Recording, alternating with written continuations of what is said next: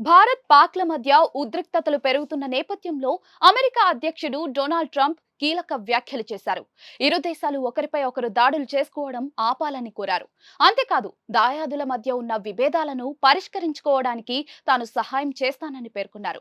పహల్గాం దాడులకు ప్రతీకారంగా పాక్ ఉగ్రస్థావరాలపై భారత్ బుధవారం ఆపరేషన్ సింధూర్ పేరుతో మెరుపు దాడులు చేసిన విషయం మనందరికీ తెలిసిందే. దీనిపై పలువురు దేశాధినేతలు రాయబారులు స్పందిస్తూ ఉన్నారు. ఉద్రిక్తతలు తగ్గించుకోవాలని భారత్ పాకిస్తాన్లను కోరారు. దీనిపై అమెరికా అధ్యక్షుడు ట్రంప్ కూడా తాజాగా స్పందించారు. ఓవల్ ఆఫీస్ లో ట్రంప్ మీడియాతో మాట్లాడుతూ భారత్ పాకిస్తాన్లు ఒకరిపై ఒకరు దాడులు చేయడం ఆపాలని కోరారు. ఈ సందర్భంగా రెండు దేశాలకు ట్రంప్ ఓ ఆఫర్ కూడా ఇచ్చారు. ఇరు దేశాల మధ్య ఉన్న విభేదాలు పరిష్కరించుకోవడానికి తాను సహాయం చేస్తానని పేర్కొన్నారు. భారత్ పాకిస్తాన్ల మధ్య పరిస్థితి చాలా భయంకరంగా ఉంది. ఆ రెండు దేశాల గురించి నాకు చాలా బాగా తెలుసు. ఆ రెండు దేశాలతో నాకు మంచి సంబంధాలున్నాయి కనుక ఉద్రిక్తతలను తగ్గించుకోవాలని, పరస్పర దాడులు ఆపేయాలని ఆ రెండు దేశాలను కోరుకుంటున్నారు.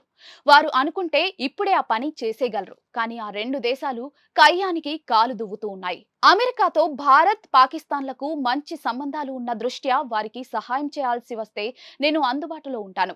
ఏ సహాయమైనా చేస్తాను. పహల్గాం ఉగ్రదాడికి బదులుగా పాక్ పీఓకేల్లోని 9 ఉగ్రస్థావరాలపై ఇండియన్ ఆర్మీ దాడులు చేసింది. ఆ ఆపరేషన్ లో సుమారుగా 70 మందికి పైగానే ఉగ్రవాదులు చనిపోయినట్లుగా సమాచారం. అయితే భారత్ జరిపిన దాడుల్లో 26 మంది ప్రాణాలు కోల్పోయారని, 46 మందికి గాయాలయ్యాయని Pakistan inter services public relation director general ప్రకటించడం గమనార్హం. ఇక భారత దాడుల తర్వాత సరిహద్దు నియంత్రణ రేఖ వెంట పాక్ బలగాలు కాల్పుల ఒప్పందాన్ని ఉల్లంఘించి కాల్పులకు తెగబడ్డాయి. దీంతో 15 మంది భారత పౌరులు మృతి చెందగా ఒక జవాను అమరుడయ్యాడు.